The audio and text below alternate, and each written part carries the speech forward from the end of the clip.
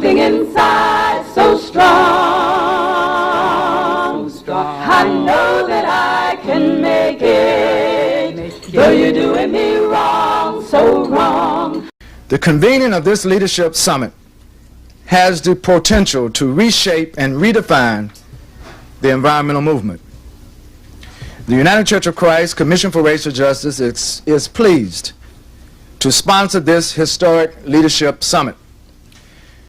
Number 10, environmental justice mandates that the Earth's resources be used responsibly, equitably, and in the interest of a sustainable planet. This is the initial draft of the principles of environmental justice. When we leave here this week, we will leave the summit with a final set of principles that we will carry back home and institute in all of our communities throughout this country. This is our responsibility. The future of our communities is at stake. Venceremos, we will win. Thank you very much. The environment belongs to all of God's children. You assert that this evening. America will one day hear you. This I promise you.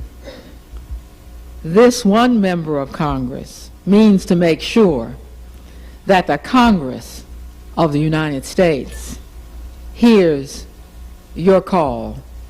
Have a walnut, as we say in Cheyenne country.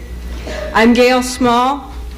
I'm one of your co-chair people. I'm from Northern Cheyenne country in Montana, and it's a real pleasure for me to be here.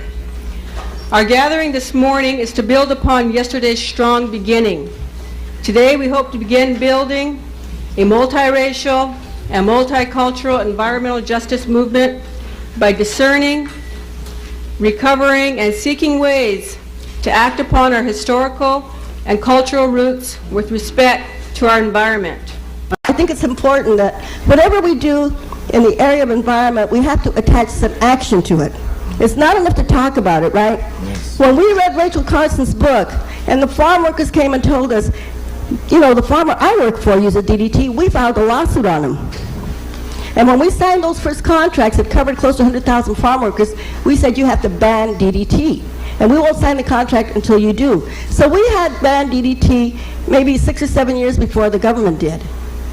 We had not planned to have a demonstration, but the delegates came with so many issues that they need to raise with members of the Congress. So at noon today, rather than eating lunch, we're going to march to the Capitol. We, the indigenous delegates of many Indian nations from throughout this country to the first National People of Color Environmental Leadership Summit, join our voices as one voice in defense of our sacred Mother Earth. The history of the United States is the history of the destruction and sacrifice of indigenous peoples, lands, cultures, natural resources, and ways of life. I agree with almost all the language here, and I would like to add in item number 6 the word unemployment at the end of the sentence. Environmental justice affirms the right of all workers to gainful employment without being forced to choose between an unsafe job, good health, and unemployment, because I think that's a real issue. Okay, thank you. White, black, urban, rural, poor, working class, the nation is fighting for its life and the Lord's earth as He has created it. For they may dump toxic waste on the poor side of town today, but as sure as the wind blows, as sure as it's one earth, what affects any of us in the morning affects the rest of us by sundown. We'll either live together as brothers and sisters or perish apart as fools. That's why there can be no elite environmental movement. It must be a universal environmental movement. We know that we have been conspicuously missing from the battles for environmental justice all too often, and we regret that fact sincerely. I believe that this historic conference is a turning point, however, and while we can still say the mea culpas from time to time, this is a charge to all of us to work and look into the future rather than to beat our breasts about the past. I too believe this event is of historic significance. it will mark a major turning point in the environmental movement. And I can tell you it will change NRDC. I would argue that the people who put it together really had a vision. It is indeed a visionary meeting because it is going to unite a whole new segment of life together in a common fight. For us, the issues of the environment do not stand alone by themselves. All right. They are not narrowly defined. Our vision of the environment is woven into an overall framework of social, racial, and economic justice. It is deeply rooted in our cultures and our spirituality. It is based in a long tradition and understanding and respect for the natural world.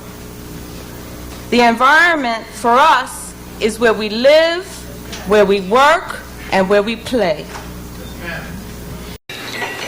Freedom and justice is that promised land that the great man of this nation, Dr. Martin Luther King, told us about. What do we do now? Keep fighting. We should stand together in solidarity. Fighting. And today, a lot of good things came together. We're leaving here as elders with the message. This week at the first National People of Color Environmental Leadership Summit in Washington, D.C., a new international movement of indigenous and grassroots peoples was born. It is a multiracial, multicultural convergence of existing local and regional grassroots movements and struggles which are already underway by people of color, which are actively resisting various forms of environmental genocide against them throughout the world.